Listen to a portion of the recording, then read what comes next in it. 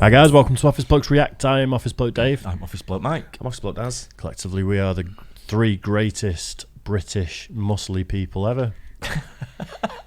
There was something Seamless, there. mate. Absolutely seamless. I was reaching for something. It just didn't quite work.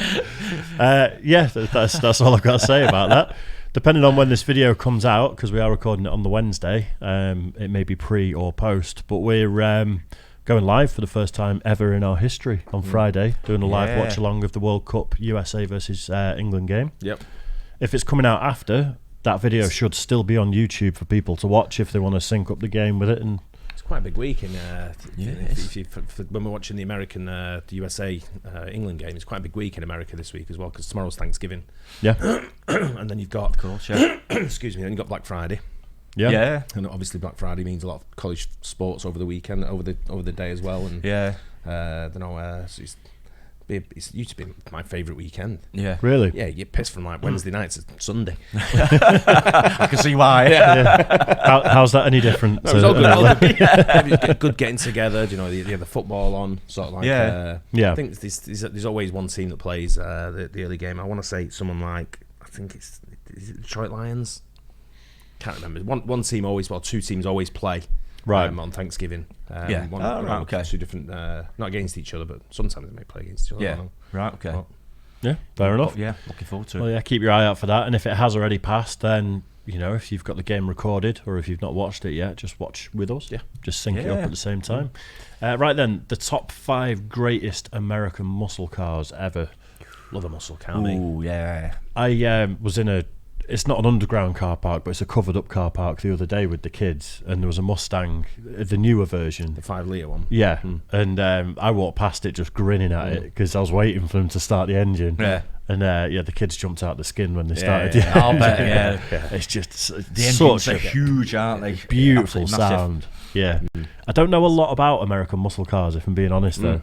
No, I don't. I think like a Mustang would have to be in there, wouldn't it? Ford GT maybe. No, Dunno. no. Ford GT is a supercar. Is it? Right. Okay. Yeah, your muscle cars on this will be things like I'm going like Camaro maybe. Camaro, Gran Torino. I'm basing that off the movie Gran Torino. I remember when I was a kid, I used to have like little Matchbox cars. One was called Pontiac Firebird. Now I don't know if they still make them. Well, I have no idea. I think that's more from the 70s. I don't think they make it anymore. No. I'm not sure Pontiac's still around. But I always remember that one for some reason. One of them went out of business. Can't remember if it was Pontiac or not. Right. Okay. I mean, we all love cars. Yeah. It goes without saying, Yeah. but like the muscle cars over here don't really translate. A lot of them are bigger vehicles, huge engines, and there's just not a lot of people in the UK that are willing to fuel up that much for a 5 litre engine. I mean, there's quite a few 5 litre cars over here, bigger ones, you know. Yeah. Like I say, the American muscle is the original sort of thing, isn't it? Absolutely. I mean, to be fair, you've got the space there as well, haven't you? Yeah. A lot more. Yeah. I mean, our roads just aren't. A lot of our roads aren't made for cars like that, are they? No. Unfortunately. But, We have an American car show every year, don't we? We do. It's not far from me. And on my route home from work or to work is where all the people are turning up in their muscle cars. Yeah. And a lot of them are on the back of trucks and stuff.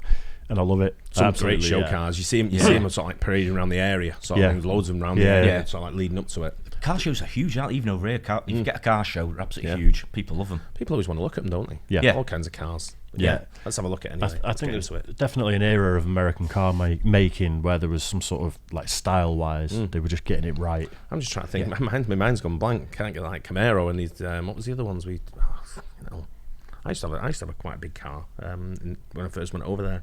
Bought one of my mate's car off him because it was a muscle car. It made like a massive V8 sort of thing, and it was a Cutlass Supreme.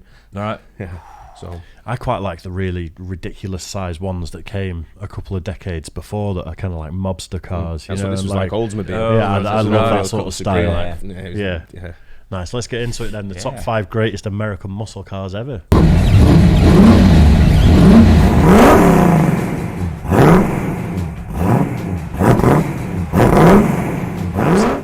Welcome to today's episode of Motor Drive.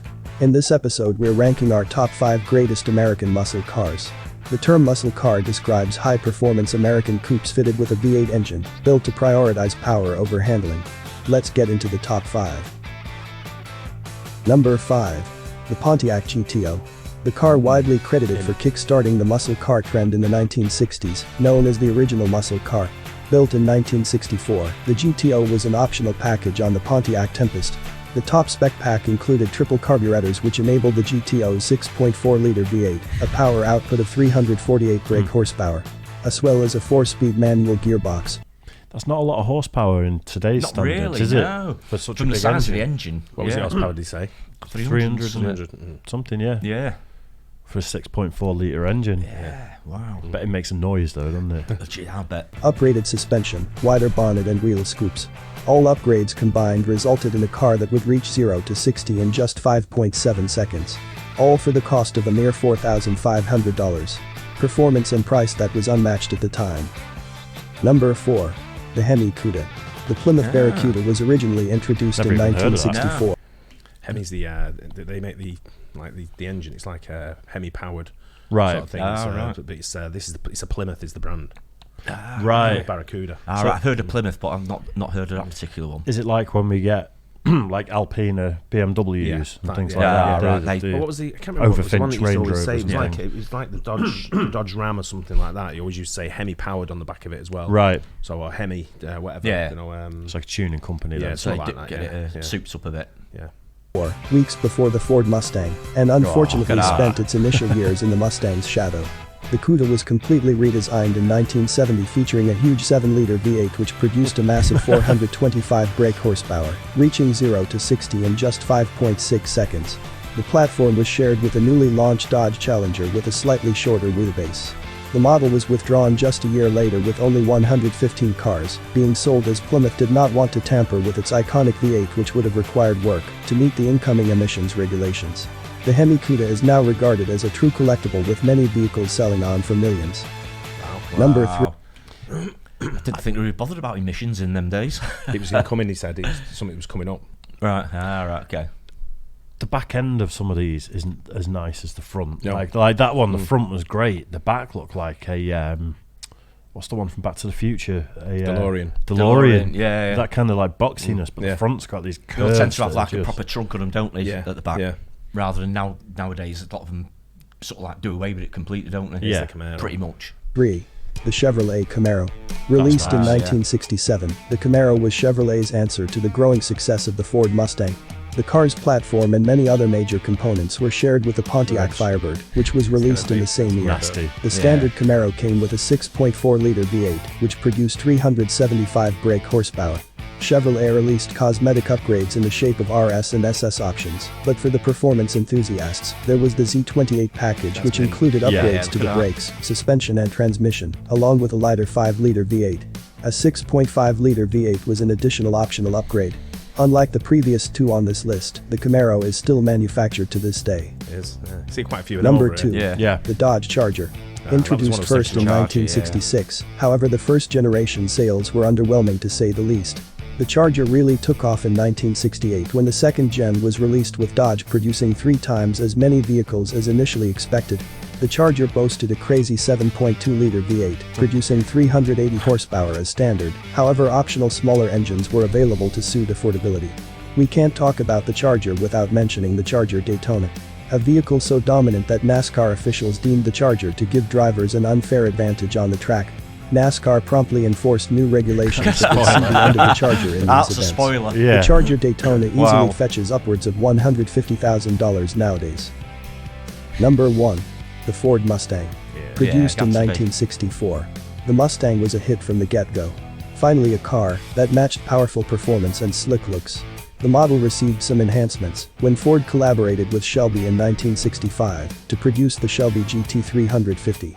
The 4.7-liter V8 was capable of an output of 360 brake horsepower. As time went by, Shelby-tuned Mustangs became more outrageous. The GT500 was released in 1967, which sported a massive 7-liter V8. Along with this crazy engine, the GT500 set itself apart with more of a comfortable daily driving feel. A couple years later, the Mustang Boss 429 was introduced. This model was initially solely intended for racing, but Ford were forced into producing some models for the public due to NASCAR's rules. The Boss could reach 0 to 60 in just 3.2 seconds. Performance truly ahead of its time. With so many stunning models, we had to give the Mustang the top spot. Yeah, kind of agree with that. Absolutely iconic, innit, the Mustang? Yeah. Absolutely iconic. It's just a very, it's like a cultural phenomenon almost. It's not in other countries don't have that style. No, there's big engines and there's cultures all around the world, but it's so iconically American. Yeah, muscle car. massively. I don't know if you agree, but I see a hell of a lot of Mustangs over here now. The newer ones, yeah. You do get a few. You see the odd older one as well, left-hand drive as well on the older ones, but you see they're not obviously been imported over. That's right. But the newest ones, the last probably two or three models. Yeah. You see a lot, and they've even got that new one, the electric one. I've not seen that. Yeah, it's like almost like a small SUV looking thing, but it's called something like I wouldn't even know. It's Mustang E something. Not E-Pace. That's Jaguar, isn't it? Yeah. It's something like that anyway. Yeah. Right. Okay. I didn't realise. The electric one. They're not actually crazy expensive. The Mustangs over here, the more recent ones. They're not crazy expensive in the USA. Are they not? Not for the base model. Yeah, like new stuff. Sort of thing. Yeah, it's only the ones that are the really expensive ones are the historical ones, the collectors. Yeah, and I'm sure there's the 60s and stuff. There's add-ons and there's upgrades and stuff that probably put it up quite a lot. But when I was looking for a car, when you start putting in stupid things and you're like, what if I did this or that? And at one point I looked at the Mustangs and actually could have afforded one of the recent ones, but just couldn't afford to run it. I'd drive to work and then have to fill up and then drive home and have to fill up. That type of car though, when you just turn the engine on, you just think, it growls. They just sound absolutely amazing. They really do. But even if you get they do the 2-litre one over here as well, Dave. Do they? Yeah. There you go. If you're going to do it though, you've got to do it right. Yeah, I looked at it and I thought, there's no way I'm having like a 2, and there was none available a 5-litre when I was looking, and I thought I'll get it, but I'm not getting anything other than a 5-litre. You want the proper one? Yeah, I get that. It has to be manual gearbox. Otherwise, it's like Mustang Light, isn't it? And you think, not quite. I'd regret it. Yeah, you get in your Mustang and press the button and it goes. Yeah, that's what I don't get with the electric one. Electric one they've got, or a hybrid, whatever it is. Yeah, I look at it and I'm like, why? It's not quite the same, is it? Yeah. Get another car if you want an electric one, don't you? Not a Mustang. Yeah, but it doesn't even look like a Mustang neither. It's almost like a small SUV. Yeah. Is Mustang the actual company then? Ford. Is it? Of course, it's Ford, isn't it? Yeah, I did say I'd never own a Ford again after my last one, but if I'd make an exception for a Mustang. My mate had a Cobra in the USA. Right. Like a 5-litre Cobra. Yeah. It was, that was nice. Yeah, again, manual transmission. It was, I used to manual drive it as well? Yeah, I used to drive it quite a lot. Yeah.